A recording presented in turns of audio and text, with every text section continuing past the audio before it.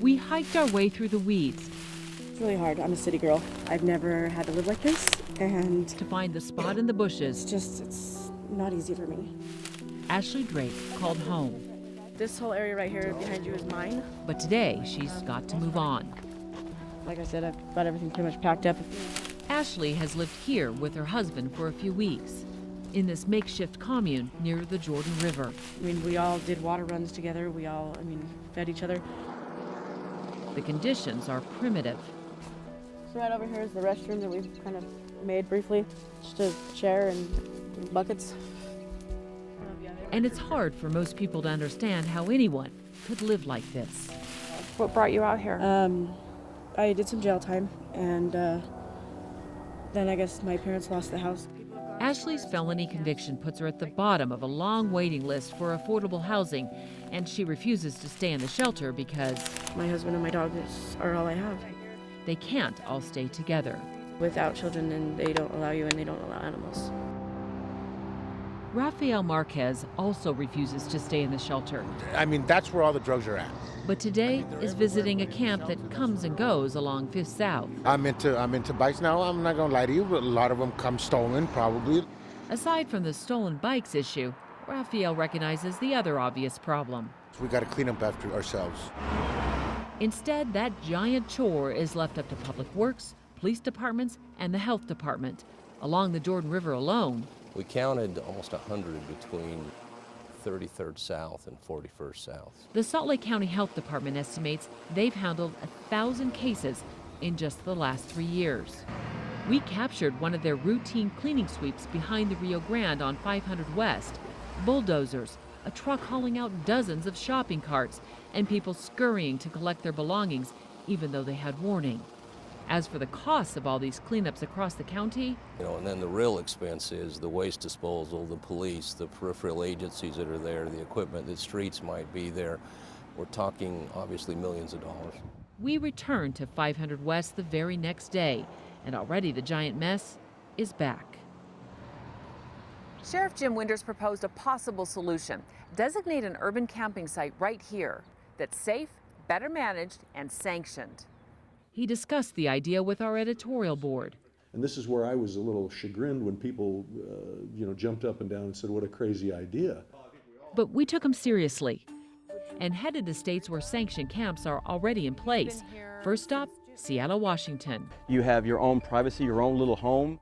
There's a communal kitchen, Not to brag, but the kitchen's probably cleaner than most people's houses. portable restrooms, You'll actually tell somebody 24-hour security, you need to take a shower. and a code of conduct for Seattle's Tent City 5. Sobriety, no drugs, no alcohol allowed.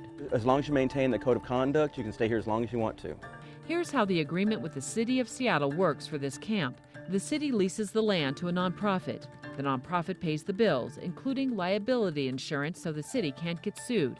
Other camps, however, are completely independent from the city, like this one. The churches that we stay at, It's located on church property. so they'll let us come and stay here for 3 months. Alicia Roberts got addicted to drugs and lost everything: her kids, her job, her home. Even when you get sober, you still have a lot of piecing together, and that causes a lot of emotional, mental damage. She used to sleep in her car, fearful police would make her move. Now she sleeps through the night in peace. We have 24-hour security here, so we have a good relationship with the police around here. Supporters of these camps say the key to their success is that they are managed by the residents themselves. We decide things as a whole camp. It's more of a family or community. But not everyone is a fan. It's not a good way to live. And in our neighborhood specifically, the tent encampment they're self-governed. Tent City neighbor Cindy Pierce is suspicious of camps that are run by the homeless and believes nobody should be living under tarps. that's where Seattle's tiny house strategy comes in. This village for the homeless is located on church property.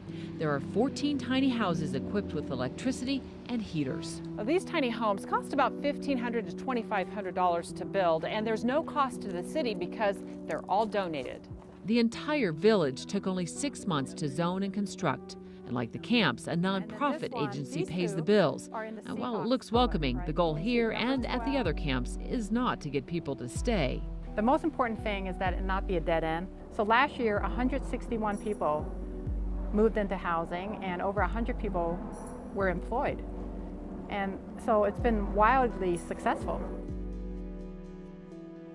The idea for city-sanctioned homeless communities started a little south of Seattle, in Portland, Oregon.